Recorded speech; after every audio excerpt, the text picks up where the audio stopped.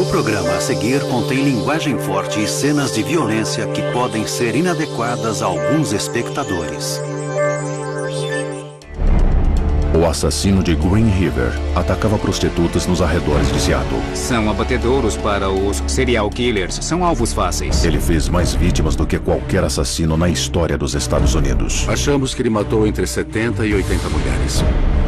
Ele estava matando 4 ou 5 por mês. E a polícia levou 20 anos para pegá-lo. Ele tinha a carreira criminosa e uma vida normal, em que era pai, marido e também tinha um emprego. Até que um dia, a ciência pôde dar nome ao assassino de Green River. Eu disse, Tom, está querendo dizer que sabemos quem ele é? Gary Leon Ridgway is charged. Why did you kill? Because they were prostitutes and I killed them because I wanted to kill them.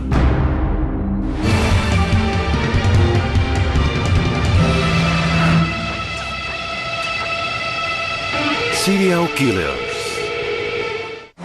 Assassino de Green River. O Green River, ou Rio Verde, corre ao sul da cidade de Seattle. As pessoas vão até lá para pescar, nadar, trabalhar, brincar. Mas nos anos 1980, um homem esteve lá várias vezes para matar.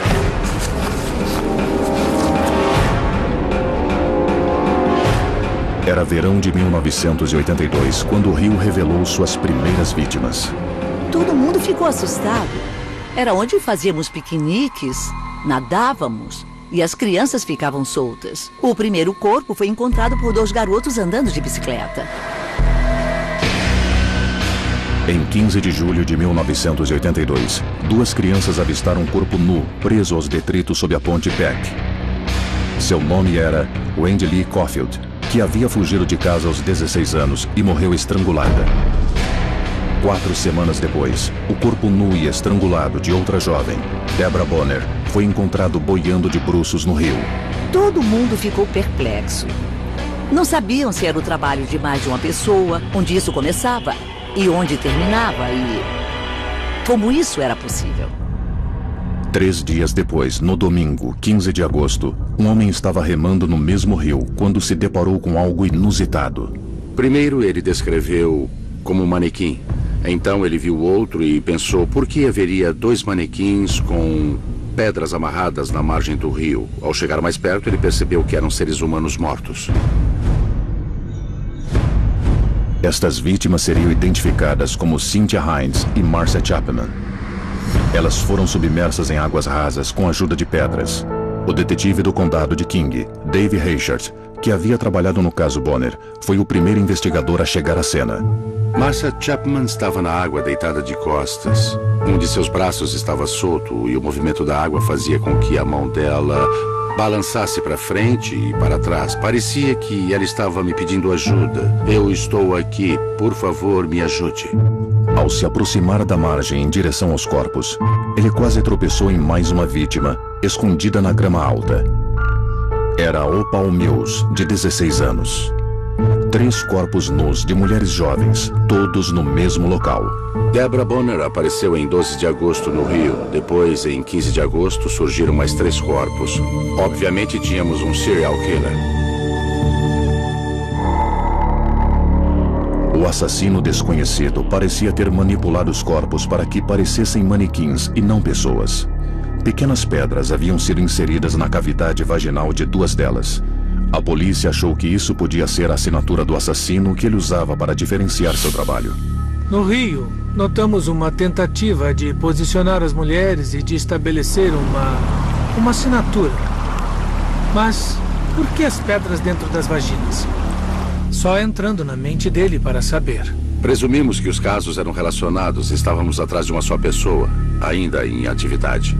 Estávamos poucas horas atrás. Antes de sua descoberta macabra, o remador teve um encontro com um homem misterioso parado na margem do rio. Ele acenou para um homem branco e eles trocaram um breve cumprimento. Tenha um bom dia. A pessoa na margem do rio entrou numa picape, de acordo com a testemunha, e foi embora. Reichert e seus peritos forenses vasculharam a floresta e as margens do rio em busca de evidências. Eles queriam alguma coisa que os levasse ao assassino. Quando chegamos a uma cena de crime, refazemos os passos do assassino e tentamos nos colocar no lugar dele. O que ele fez? Por onde andou? No que estava pensando? A abordagem minuciosa dos investigadores levou à descoberta de 3 pistas fundamentais. A primeira das pistas importantes que encontramos foi fluido corporal. O sêmen foi coletado, colocado num tubo de ensaio e congelado. A segunda evidência interessante que coletamos foi uma blusa, provavelmente uns 400 metros rio abaixo de onde estavam os corpos. E não havia mais nada. A blusa estava na encosta de uma estrada onde as pessoas costumavam jogar lixo. Nós tivemos muita sorte de achar aquela blusa, como descobrimos depois. A terceira pista crucial havia sido encontrada na primeira vítima semanas antes, quando a polícia não fazia ideia de que estava lidando com um serial killer. A terceira evidência que coletamos estava no corpo de Wendy Caulfield. Foi o pano usado para enforcá-la.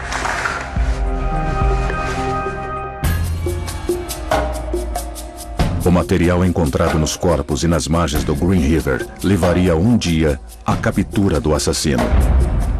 Mas isso levaria quase 20 anos. E nessas 2 décadas, ele mataria pelo menos 48 mulheres.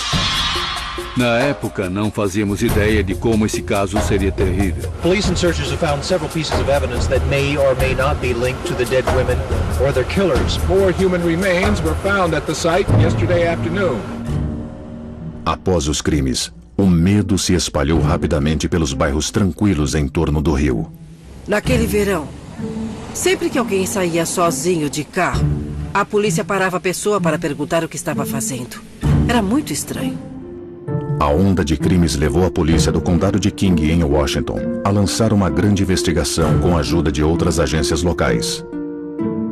A polícia colocou o rio sob vigilância, mas a notícia se espalhou e a operação não deu resultados. A TV divulgou que íamos iniciar a vigilância e ele parou de usar o rio para descartar suas vítimas. Demos muita informação a ele, infelizmente. Um mês depois da descoberta dos primeiros corpos, surgiu uma 6ª mulher estrangulada num parque frequentado por prostitutas e seus clientes, próximo ao aeroporto SeaTac. A polícia descobriu que Giselle Lovvorn, de 17 anos, havia desaparecido poucos dias depois das primeiras vítimas do Green River. Aparentemente, todas as mulheres haviam fugido de casa ou eram prostitutas que trabalhavam numa zona de meretrício ao longo da rodovia South Pacific, a área onde foram vistas pela última vez. Pode ser qualquer cidade onde haja prostituição, viciados em drogas, pessoas marginalizadas. São abatedouros para os serial killers, são alvos fáceis. O assassino parecia particularmente interessado em prostitutas. Poderia ser pessoal? Ou ele poderia ter escolhido estas vítimas simplesmente por ser fácil abordá-las e matá-las? As vítimas eram meninas e mulheres jovens muito vulneráveis. Encontramos garotas de até 11 anos trabalhando nas ruas como prostitutas. As poucas evidências que os investigadores encontraram não foram o bastante para gerar pistas sólidas. Nas prostitutas encontramos cabelos, fibras e amostras de sêmen, mas não sabemos se a evidência vem de um cliente com quem ela esteve antes ou se vem do criminoso. Para piorar, a atenção que a mídia dedicava ao caso parecia estar mantendo o assassino um passo à frente da investigação. Eles encontraram vítimas no rio e de repente ele passa para a terra. Então, acho que ele se mantinha informado para alterar suas táticas, suas estratégias. Seu estilo de caça amadureceu. Ele se tornou mais ardiloso. Ele estava matando 4 ou 5 por mês. A lista de vítimas não parava de crescer. Ao fim de 1983, 13 corpos haviam sido encontrados e outras 24 mulheres estavam desaparecidas. Em 1982, um serial killer ameaçava as mulheres da área de Seattle. Ele ficou conhecido como o assassino de Green River, o local onde suas 5 primeiras vítimas foram descobertas. Mas ele logo abandonou seu território original e começou a descartar suas vítimas em áreas arborizadas remotas. Neste período, ele sequestrou e matou mais 20 mulheres. As autoridades encontravam muitas das ossadas no mesmo local. O estilo dele, o desejo dele era concentrar os corpos. Assim, era fácil lembrar onde estavam e, se ele quisesse ir até lá para reviver um dos crimes, ele poderia reviver 6 ou 7. Como os corpos ficavam em lugares de difícil acesso, estavam sempre lá esperando por ele. Ele não gostava quando os corpos eram encontrados porque era como se estivessem roubando os corpos. Descobrimos que ele posicionava as extremidades inferiores dos corpos de forma a sugerir que estava fazendo sexo com os cadáveres. O grande número de vítimas gerou apreensão em toda a área, especialmente entre as mulheres que mais corriam riscos.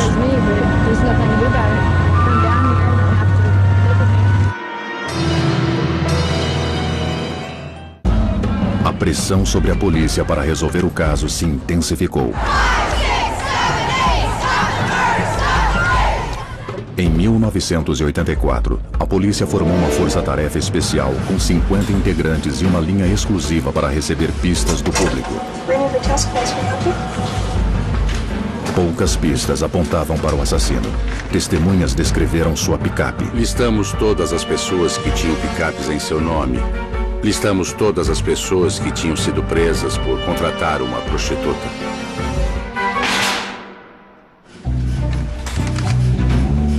Para entender melhor o assassino, a polícia consultou a Unidade de Ciências Comportamentais do FBI.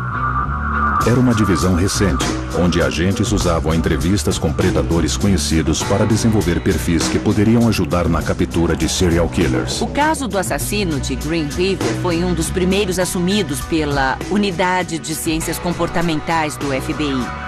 E eles empregaram o trabalho de psicólogos. Basicamente, o perfil nos indicava que essa pessoa seria um homem branco, alguém incapaz de manter um emprego fixo, alguém incapaz de manter uma família e um casamento. Eu fiz um perfil e acreditava que o elemento conhecia bem a área. Era alguém que gostava de ficar ao ar livre. Acreditava que o elemento tentaria participar da investigação policial, caso se aproximassem dele. Ele se ofereceria para conversar com as prostitutas na rua onde elas trabalhavam. A polícia compilou uma extensa lista de suspeitos. O mais assustador quando coletamos as fichas foi descobrir que havia muitos homens na área que se encaixavam em aspectos diferentes do perfil. Então tínhamos entre 12 e 15 mil suspeitos para investigar. Um dos homens que a polícia identificou como possível suspeito no início da investigação era um motorista de táxi e ex-presidiário que havia procurado os policiais para oferecer ajuda. I have been bluntly accused of having killed the girls by more than one investigator. Um dos principais suspeitos era um motorista de táxi, mas eu nunca consegui ligá-lo a nenhum dos crimes por meio de evidência física. I don't know the first thing about how those girls died or where or who got them. Ninguém parecia saber. Os desaparecimentos de muitas vítimas só eram registrados depois que seus corpos eram encontrados, o que dificultava sua identificação e a reconstituição de seus passos. Quando uma vítima desaparecia, ninguém sabia se tinha mudado de cidade. A zona de prostituição ia de Anchorage, no Alasca, até San Diego, o que tornava tudo muito difícil. Prostitutas estavam desaparecendo de uma área frequentada por pessoas que não queriam testemunhar.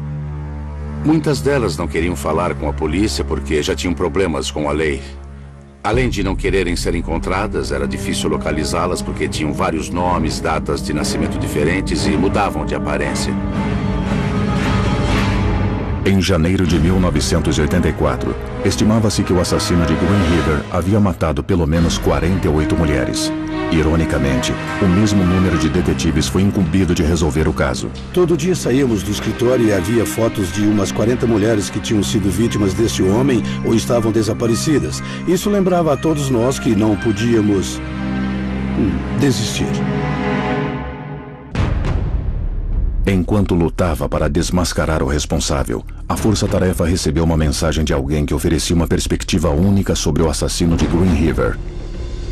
Ted Bundy, o serial killer que havia gerado sua própria onda de terror no noroeste americano uma década antes. Sem dúvida, Ted Bundy deu uma entrevista interessante que serviu para confirmar o que já pensávamos sobre o nosso homem. Ele descreveu o que ele achava que o homem do Rio, como ele o chamava, estava fazendo, ou seja, voltando aos locais, visitando os corpos, fazendo sexo com os cadáveres e revivendo cada um daqueles casos mentalmente. Bundy recomendou que os investigadores procurassem alguém que tivesse sobrevivido a um encontro com o homem do Rio.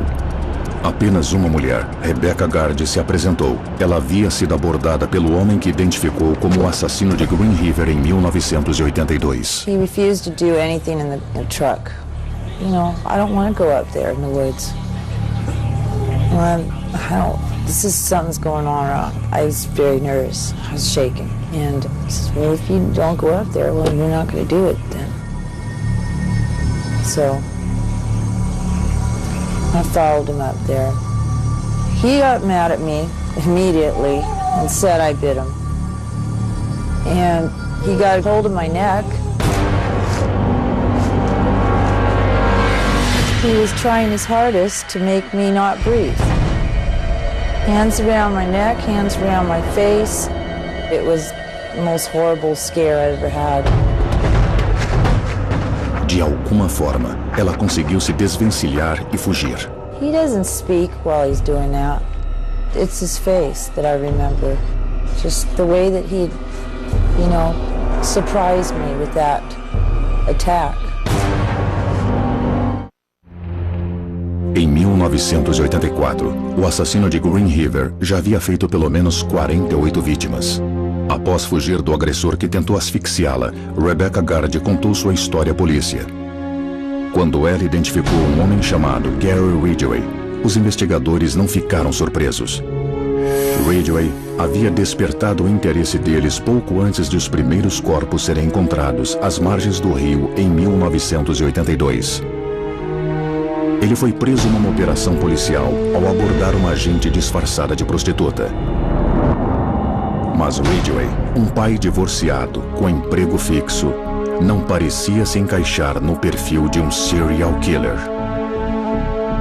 Ele não se encaixava nem um pouco no perfil que havíamos recebido.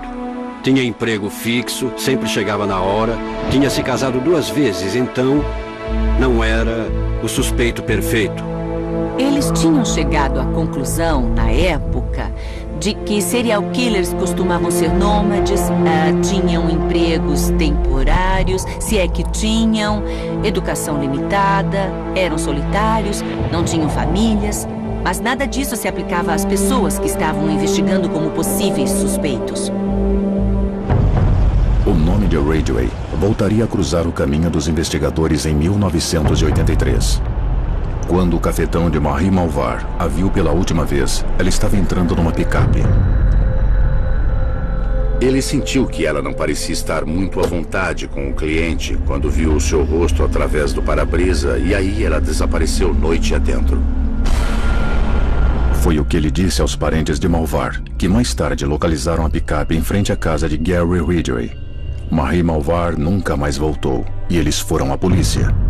Ele foi pego após ter abordado Marie Malvar e foi interrogado por policiais na época a respeito do possível desaparecimento dela, mas ele acabou conseguindo se justificar.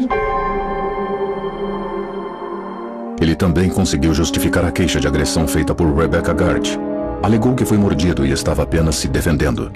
Ele não foi detido. Gary Ridgway era o principal suspeito, mas não havia nenhuma evidência sólida contra ele. Ridgway obviamente estava na lista de donos de picape e estava na lista de pessoas que tinham contratado prostitutas. Um dos detetives o interrogou e, é claro, ele negou qualquer envolvimento. Ele foi intimado pela força-tarefa diversas vezes para ser entrevistado. E, embora tivesse matado uma mulher 3 semanas antes de um dos principais interrogatórios feito pela polícia, ele não apresentou nenhum sinal de nervosismo. A certa altura, Ridgway passou até por um exame poligráfico. O teste poligráfico se baseia no sentimento de culpa de uma pessoa. E alguém que nunca se sente culpado pelo que fez é perfeitamente capaz de enganar a máquina. Ele sempre dizia, eu tenho cara de assassino. Era um homem de baixa estatura que não intimidava nem um pouco. Sua personalidade e aparência não eram nada memoráveis. Enquanto isso, os crimes continuavam. Às vezes, o assassino de Green River parecia estar provocando a polícia. Ele pensou, estou indo bem, formar uma força-tarefa, estão atrás de mim, mas não conseguem me pegar. Então, acho que ele começou a fazer um jogo, mudando as peças de lugar. Ele mudou ossadas de lugar, mudou corpos de lugar. O assassino de Green River, acobertava seus crimes. Ele destruía evidências. Ele eliminava qualquer vestígio que ele pudesse ter deixado nos corpos acidentalmente. Ele tomava cuidado para não deixar impressões digitais. E quando isso ocorria, ele as limpava. Então, era um criminoso inteligente que sabia muito bem que a polícia estava tentando encontrá-lo desesperadamente. Depois de 1984, o número de corpos e ossadas descobertas caiu repentinamente. Para alguns, era o fim do assassino de Green River, mas ele havia apenas mudado sua estratégia. Ele parou de juntar os corpos de suas vítimas e começou a levá-los para longe, em alguns casos até o Oregon. Ele foi até covas antigas e acabou desenterrando esqueletos. Acredito que o objetivo dele era tentar confundir a polícia. Em 1987, o interesse das autoridades por Gary Ridgway aumentou depois de uma pista dada por outra prostituta. Voltamos a investigá-lo depois que outra prostituta que havia escapado dele o descreveu e forneceu mais informações. Com base neste novo relato, os detetives decidiram se concentrar nas picapes que Ridgway dirigia, tentando provar que ele estava à procura de presas nos dias em que as vítimas desapareceram. Checamos quantos quilômetros ele rodava para ir e voltar do trabalho e quanto combustível isso consumiria. Ele estava usando muitos e muitos litros além do que era necessário. E isso foi só o que checamos no cartão de crédito. Ele podia ter pagado ainda mais, em dinheiro. Quanto mais investigávamos Ridgway, mais ficava claro que ele estava disponível em todas aquelas datas. A polícia conseguiu um mandado de busca para a casa de Ridgway, esperando encontrar evidências para ligá-lo aos crimes. Usando uma gaze, os detetives coletaram amostras da saliva de Ridgway.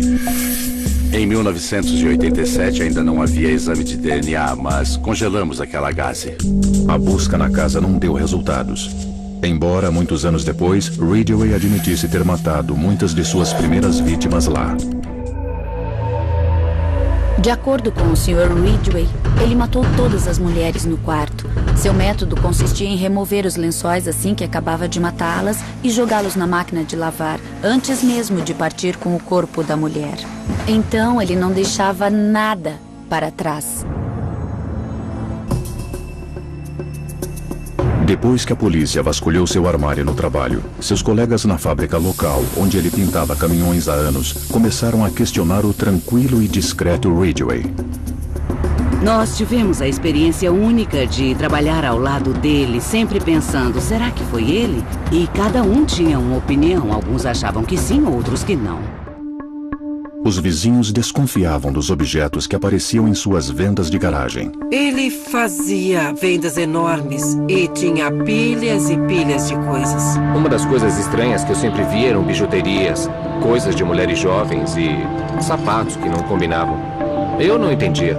Mas ninguém parecia pensar que Gary Ridgway poderia estar levando uma monstruosa vida dupla. Se me pedissem para imaginar a rotina diária de Gary Ridgway, eu diria sem medo de errar que era morte e sexo. Estava na alma dele, não era uma carreira, não era uma paixão. Era a alma dele. A cada momento, quando comia, quando ele dormia, até mesmo quando fazia amor com a esposa, ele estava pensando em matar e violentar uma mulher na floresta. Era a vida dele. Ele se tornou o que eu chamo de gênio assassino. Ele podia até não ser bom em mais nada, mas sabia perseguir e matar como ninguém. Sem evidência o bastante para indiciar Ridgway e com menos corpos sendo encontrados, o caso do assassino de Green River foi perdendo importância. Gradualmente, a força-tarefa foi reduzida e todo o pessoal foi transferido para outros setores. Em 1991, restava apenas um detetive. Com o passar do tempo, todos foram embora. Eu sabia que era meu dever. Aquilo tinha chegado a um ponto em que eu não sabia o que podia acontecer se eu desistisse. Tom Jensen tornou-se o guardião da chama. As evidências que os investigadores coletaram minuciosamente ao longo dos anos haviam sido cuidadosamente catalogadas, preservadas e armazenadas, esperando o dia em que a ciência fosse avançado bastante para revelar a culpa de Gary Ridgway e sustentar a acusação de que ele era o assassino de Green River.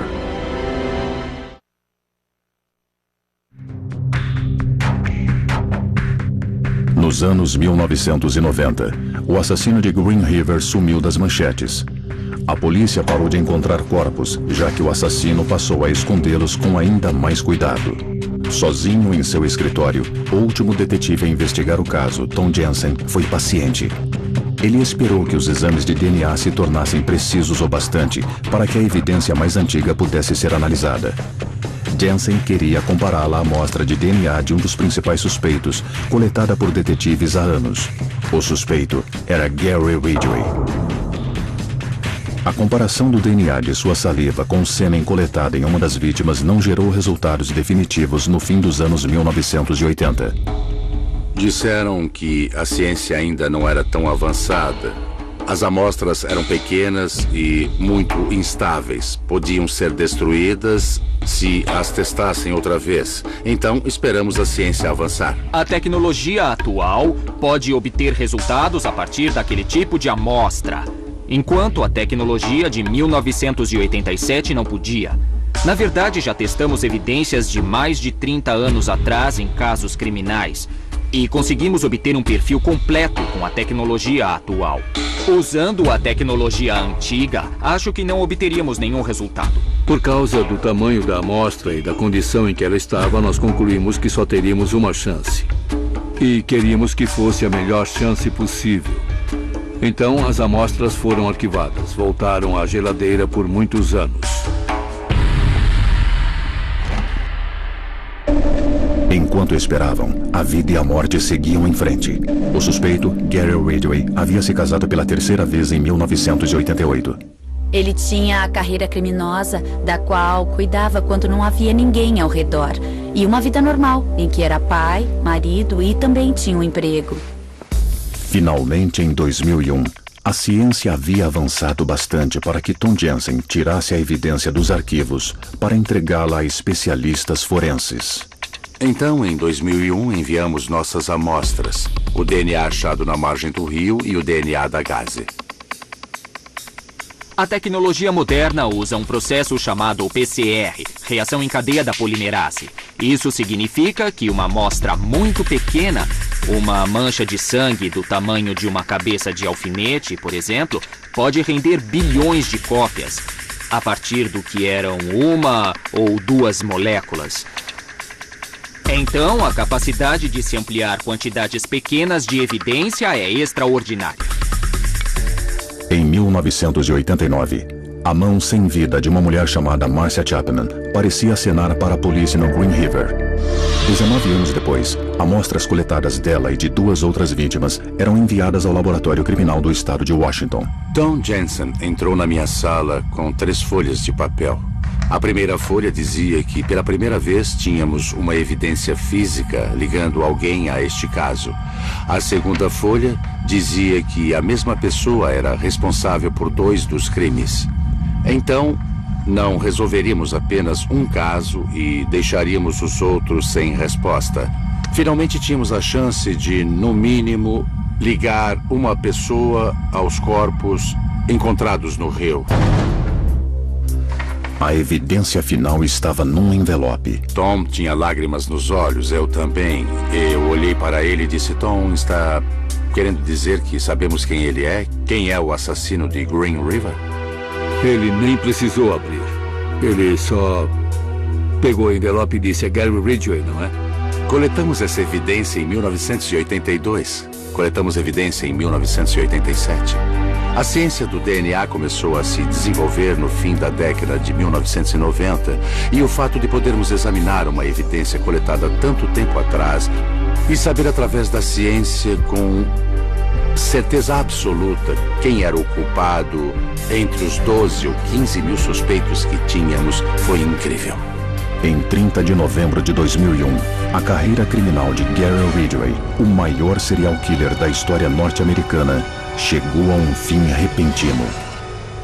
Based on newly developed DNA evidence, Gary Leon Ridgway is charged with killing Marcia Faye Chapman, Carol Ann Christensen, Cynthia Jean Hines, and Opal Charmaine Mills.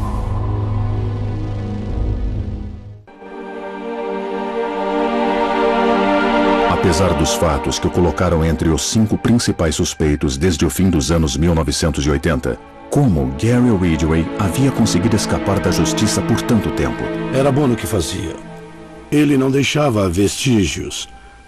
Mas muita gente trabalhou duro coletando cada migalha de evidência. E 20 anos depois fomos compensados. Nos dedicamos, investigamos, coletamos evidências, reunimos tudo. E quando o caso finalmente foi a julgamento, estávamos prontos. Em março de 2003, os investigadores encontraram outra evidência forense importante. Macacões confiscados do armário de Gary Ridgway em 1987 continham esferas de tinta microscópicas de seu trabalho. Estas esferas combinavam com amostras do pano achado ao redor do pescoço de Wendy Caulfield e de uma blusa usada por outra vítima. Encontramos uma tinta spray quimicamente idêntica ao material utilizado por Gary Ridgway na fábrica onde ele trabalhava. Sem querer, ele transportou partículas de tinta para o próprio veículo e para a sua própria casa. E como as vítimas estiveram em seu veículo e em sua casa, as partículas foram transferidas. Agora, a polícia e os promotores podiam ligar Ridgway fisicamente a 7 casos. Mas acreditava-se que dezenas de outras mulheres estavam entre suas vítimas. Para obter respostas, a polícia e a promotoria fizeram um acordo com Gary Ridgway. Se ele dissesse a verdade sobre os crimes, poderia escapar da pena de morte. Podíamos ter seguido em frente com 7 casos e correndo o risco dele ser considerado inocente naqueles 7 casos. E ficaríamos sem respostas para todas as outras perguntas. Então, nossa escolha foi concordar com o acordo, com o recurso. Ele disse que confessaria 65 casos. Com o acordo fechado, os detetives começaram a interrogar o homem que perseguiram por 20 anos. Entre eles, o detetive Randy Molinax, que estava no caso desde o início. Quando fomos à entrevista, levamos fotos de todas as vítimas e estávamos bem preparados. Mas descobrimos em poucas horas que ele não ia se lembrar dos rostos. Os rostos daquelas meninas e daquelas jovens não significavam nada para ele. Por 20 anos, o assassino de Green River aterrorizou o noroeste, deixando uma trilha de corpos e pouquíssimas pistas.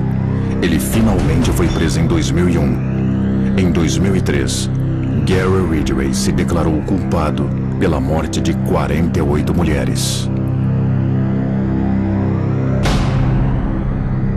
And Mr. Ridgway, is it your desire to plead guilty to the 48 charges of aggravated murder in the first degree because you believe that you are guilty of each of those offenses? Yes.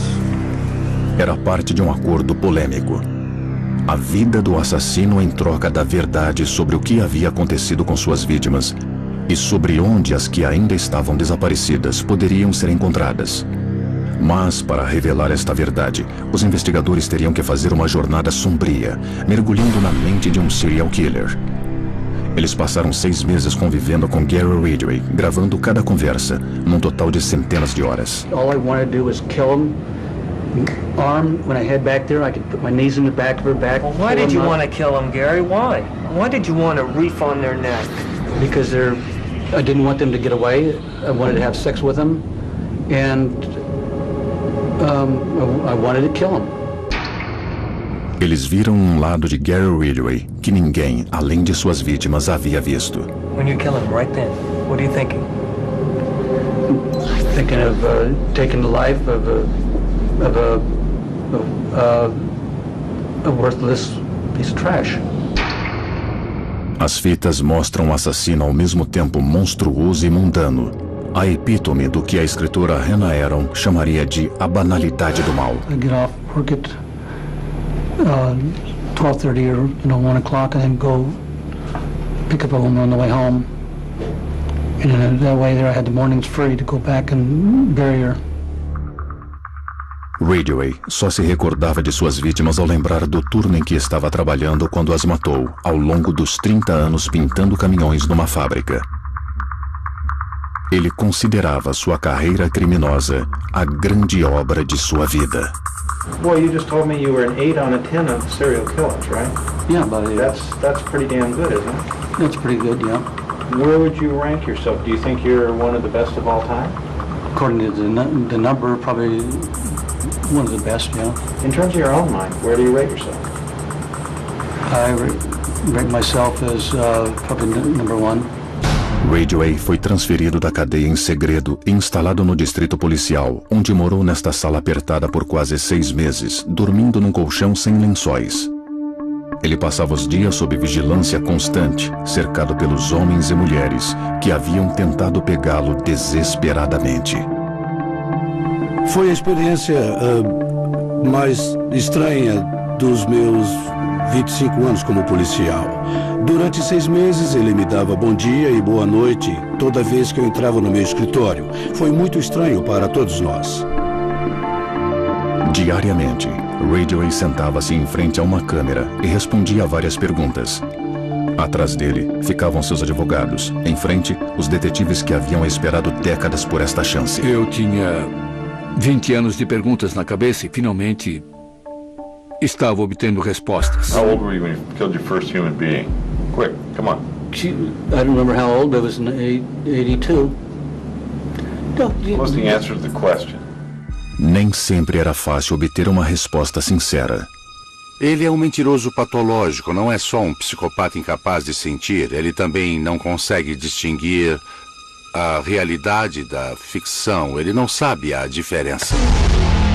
No entanto, através das entrevistas, os investigadores conseguiram obter informações importantes.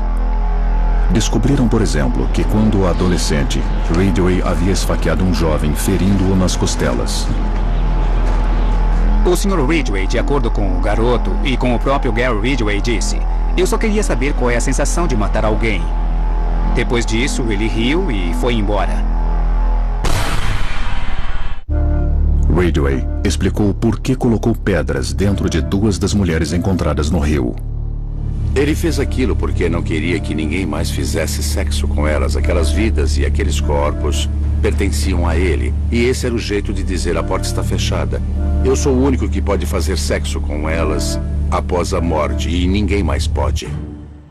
Eles também descobriram como ele conseguiu convencer tantas mulheres a acompanhá-lo, mesmo durante o auge dos ataques do assassino de Green River. A estratégia dele era parar a picape e fingir que ela tinha quebrado. Assim ele era abordado pelas mulheres e não parecia ameaçador. Então, eles fechavam o acordo, entravam no carro e iam embora. Em uma de suas confissões mais chocantes, Ridgway admitiu ter usado o próprio filho para mostrar que era inofensivo enquanto escolhia uma de suas vítimas. Ele levou a garota até um lugar muito remoto. Mandou o garoto ficar na picape e desapareceu na floresta com a mulher. E depois voltou sem ela. O garoto perguntou: "Papai, onde está a garota?" E ele disse: "Ela voltou a pé, ela mora perto daqui." E ele chegou a dizer: "Se meu filho tivesse visto alguma coisa, eu também teria que matá-lo." No fim, os detetives conseguiram respostas satisfatórias para todas as perguntas, menos uma. Why did you kill him? That's the million-dollar question, right? A lot of people ask him, because they were in the hell did he do it? Because they were prostitutes, and I killed him because I wanted to kill him. Ele nunca nos deu uma resposta clara sobre por que, num determinado momento, ele decidiu começar a matar. A onda de crimes de Gary Ridgway parecia ter perdido força com o passar do tempo. No entanto, os detetives acreditavam que ele continuou matando mulheres até ser preso e estavam convencidos de que a lista de vítimas era bem maior do que a confessada por ele.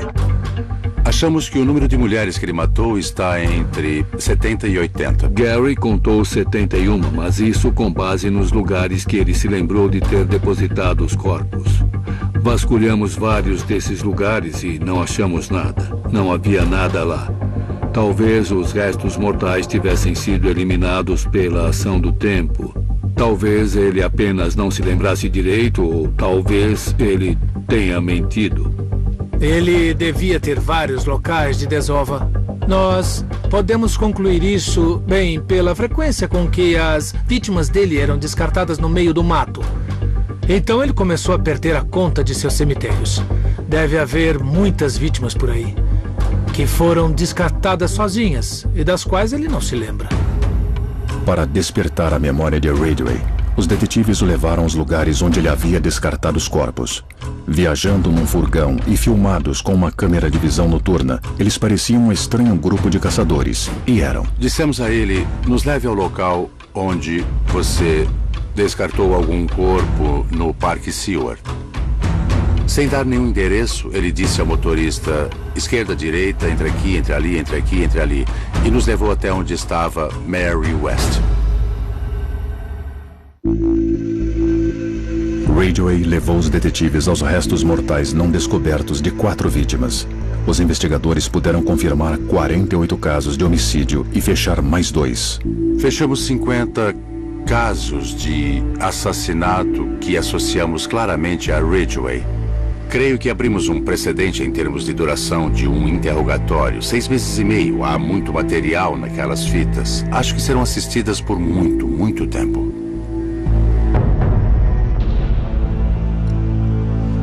Em 5 de novembro de 2003, Gary Ridgway se declarou culpado por 48 assassinatos. With premeditated intent to cause her death, I strangled Wendy Lee Caulfield to death. After killing her, I placed her body in the Green River. Is that a true statement? Yes. Is that your statement? Yes. Opal Mills. Guilty. Martina Otherland. Guilty. Deborah Estes. Guilty. Enquanto Ridgway ouvia sua lista de vítimas, seus olhos não traziam nenhum remorso. Guilty. Colleen R. Brockman. Guilty. Ele se levantou e disse aquelas palavras que esperamos tanto tempo para ouvir. Guilty. I'll never have my sister back in my life. I hope you're right in hell. Ele só mostrou emoção uma vez, quando as famílias das vítimas fizeram declarações durante o julgamento. Mr. Ridgway, you've made it difficult to live up to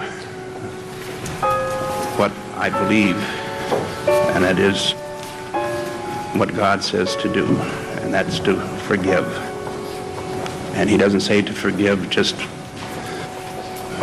certain people, he says to forgive all. So you are forgiven, sir. Para mim, o mais importante são as vítimas e a dor que ele causou, e não ele. Claro que devia morrer pelo que fez. Mas isso não ajudaria as vítimas em nada. E são muitas, muitas vítimas. Em 2004, Gary Ridgway foi condenado à prisão perpétua sem direito a condicional. Versão brasileira Vox Mundi.